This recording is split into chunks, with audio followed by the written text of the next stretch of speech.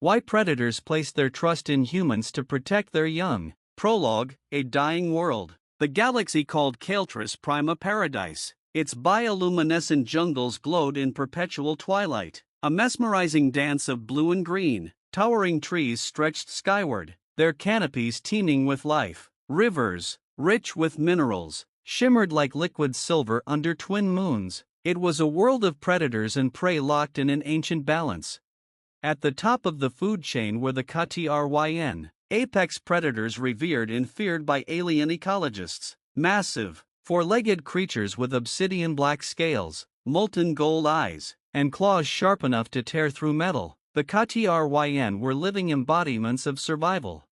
But no ecosystem, no matter how robust, was immune to collapse. A fungal parasite, introduced by off-world mining drones, ravaged the planet's flora, choking rivers and spreading disease. Prey species dwindled. Predators, including the Ktryn, began to starve.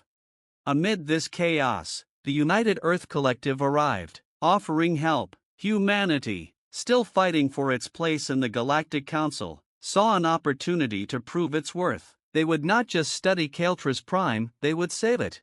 But not everyone welcomed their presence. Neighboring civilizations viewed humans as reckless meddlers. Even some among humanity doubted their ability to intervene in such a fragile ecosystem. And then there were the Ktryn, whose ferocity made any attempt at intervention a gamble of life and death. 4 Rhea Lancaster, a xenobiologist with a penchant for the impossible. This was not just a mission, it was her chance to prove humanity's place in the galaxy not through domination, but through trust. Act 1, The Call of the Jungle. Rhea's boots sank into the damp soil of the Kael'Tris jungle, her lightweight exosuit hissing softly as it adjusted to the planet's humid air. Around her, a team of 6 alien and human scientists scanned the bioluminescent flora with drones and sensors. The group moved cautiously. The Ktryn were never far.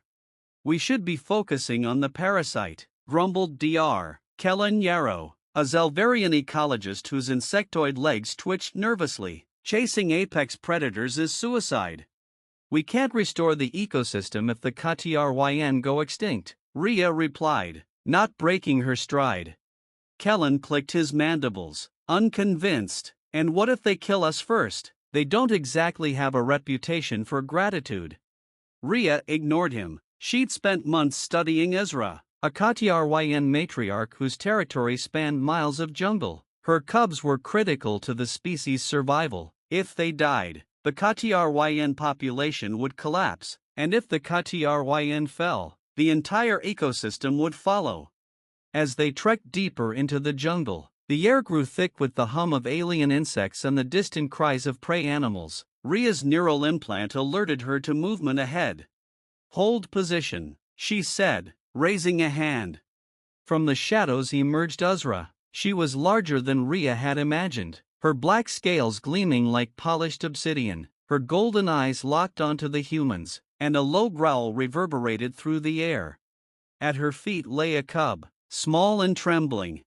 Trust forged in fear. The cub, a runt, was in bad shape. A jagged wound stretched across its side, and its breathing was shallow. Uzra nudged it with her massive snout, letting out a low, mournful rumble.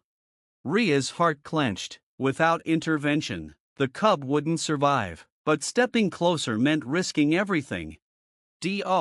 Lancaster, Kellen hissed. "You're not seriously." "I'm going," Rhea interrupted. She approached slowly, holding her hands out in a gesture of peace. Azra's molten gaze followed her every move, her claws flexing against the earth. "I can help," Rhea whispered, her translator echoing the words in guttural Ktryn growls. Uzra let out a warning snarl, but she didn't attack. Building bridges, Rhea returned to Ezra's territory daily. She brought medical supplies, nutrient gels, and patience. At first, Uzra watched her every move, her growls a constant reminder of the danger. But as the cub, whom Rhea named Kilo, began to recover, something shifted. One evening, as Rhea cleaned Kilo's wound, Uzra approached and lay down beside her. The matriarch's massive form loomed, her golden eyes unblinking, but her growls were softer now, almost inquisitive. "She's letting you stay," Kellen marveled from a safe distance. "I don't know whether you're brave or insane." "Maybe both," Rhea replied, smiling faintly. Over weeks, Azra began to trust Rhea. Once, she even brought her a freshly killed prey animal, a gesture that left the team stunned. Politics and predators. Not everyone was convinced of Rhea's methods. The neighboring Aarlan coalition accused humanity of interfering with Kael'tras's natural order. "This is reckless," an Aarlan ambassador said during a tense council meeting. "Humans always assume they know what's best. What happens when the Ktryn turn on you?" Rhea defended her actions fiercely. "Trust isn't built on fear, it's built on action, and right now, the Ktryn trust us to protect their future." Her words swayed some, but not all.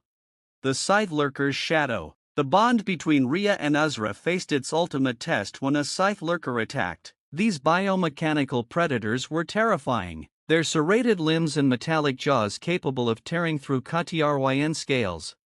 Rhea was with Kilo when the creature struck. Alone and unarmed, she had seconds to act. Grabbing a shock lance, she positioned herself between the cub and the Scythe Lurker. The battle was chaotic. Sparks flew as the lance struck the creature's exoskeleton. Rhea dodged its snapping jaws, but a swipe of its claws sent her sprawling. Her suit hissed as it struggled to seal a gash in her side. Kilo cried out, and something primal surged in Rhea. She lunged, driving the lance into the predator's side. The creature shrieked, but before it could retaliate, Azra arrived. The matriarch tore into the Scythe Lurker with ferocious precision, her roars shaking the jungle. When it finally lay dead, she turned to Rhea. Azra leaned down and nudged Rhea's broken body with her snout, a gesture of acknowledgement. A new beginning. Word of Rhea's actions spread across the galaxy. Footage of her standing against the Scythe Lurker became a symbol of humanity's unique ability to forge connections in the most unlikely circumstances. The Ktryn population began to recover, their survival intertwined with humanity's efforts. Azra allowed Rhea and her team to study her cubs, deepening the bond between species.